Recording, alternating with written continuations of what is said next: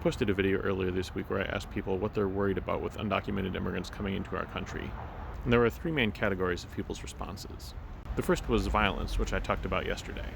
The second area was money, or immigrants using up American resources. I have to say I'm sensitive to this issue. If you're just barely getting by, or not even getting by, and you perceive that the government is handing out a bunch of resources to someone else, that's a cause for your concern. But actually, that's an excuse that wealthy elites often use to direct people's anger away from themselves and at other groups. And so it is in this case.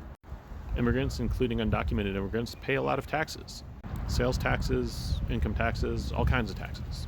It's true that they pay a slightly lower percentage of their income in taxes than other people of their class, but that's simply because they're forced to work more often in the underground economy. In addition, undocumented immigrants are prevented from receiving many government resources, such as welfare. That's not to say that governments don't spend money on undocumented immigrants. Of course they do. But different studies that have looked at this issue have come to different conclusions. Some that we're spending more money on them as a nation than we're taking in from them in taxes, and others the reverse.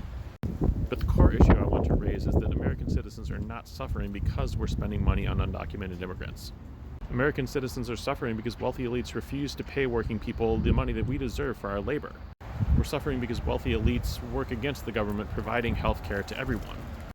We're suffering because wealthy elites work against the government providing services for us because they want to line their pocketbooks. Any attempt to blame this on undocumented immigrants is simply misdirection.